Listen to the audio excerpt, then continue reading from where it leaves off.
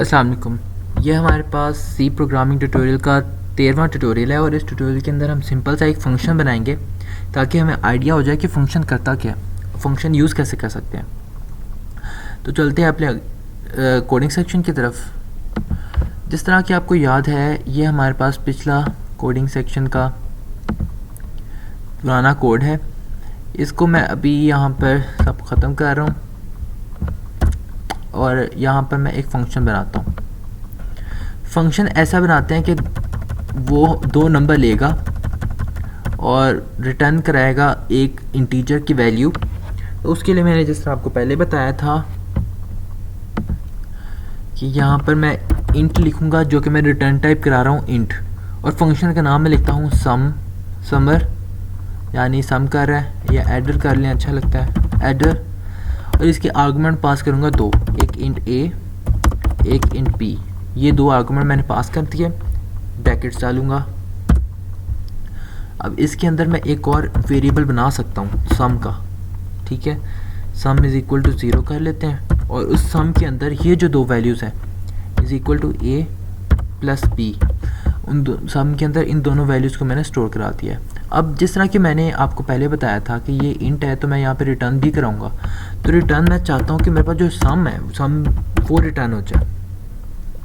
ये सिंपल सा एक फंक्शन है जिसके अंदर दो आर्गूमेंट हैं ए और बी, और ए और बी की वैल्यू मैं मेन फंक्शन के अंदर दूंगा। और इंट जो है वो तो बता रहा है कि टाइप इंट का एक वेरिएबल रिटर्न होगा, तो वो मैंने टाइप इंट का इसके अंदर ख़ुद बनाकर उसके अंदर इंट की वैल्यू स्टोर करा के रिटर्न करा दिया। अब मैंने यूज़ करना है इसको यहाँ पर।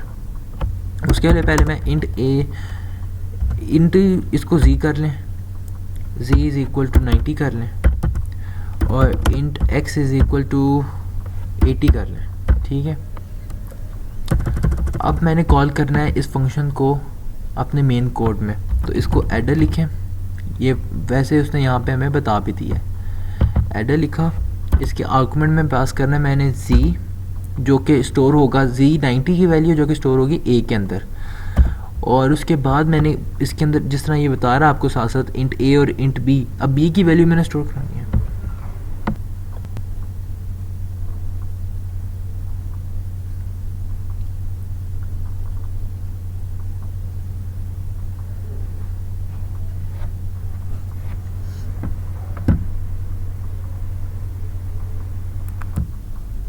जिस तरह कि अब ये z जो है वैल्यू, ये z की वैल्यू अब हमने यहाँ पर इन एक तो वैल्यू डाल दी जो कि a के अंदर स्टोर हो गई। अब x की वैल्यू b के अंदर स्टोर करानी है, तो यहाँ पे x लिख देंगे।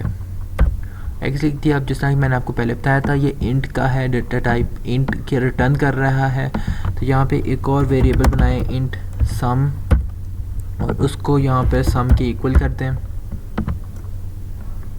और ये हमारे पास आ गया। अब इस सम को प्रिंट करवाते हैं, यानी कि प्रिंट f और %d करते हैं और ये n करते हैं, और इसके बाद हमने सम को प्रिंट करवाना है और सम करते हैं। और ये अब जिस आपके सामने मैंने ये एक फंक्शन को कॉल किया है और उसकी रिटर्न टाइप सम को स्टोर करा दिया है और प्रिंट करवा दिया है। अब ये देखते हैं रन करके, 170 इसने आंसर दिया, जो कि बिल्कुल ठीक है। ये तरीका था एक फंक्शन को कॉल करने का, यूज़ करने का मेन प्रोग्राम में।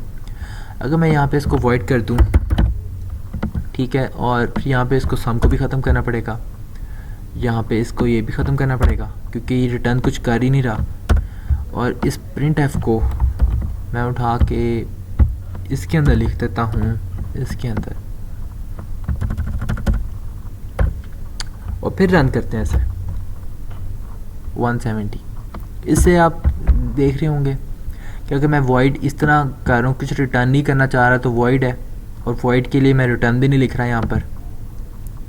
और दूसरा यहाँ पे भी मैं किसी के अंदर वैल्यू के अंदर स्टोर करा ही नहीं रहा इसकी वैल्यू, क्योंकि ये कुछ रिटर्न ही नहीं कर रहा।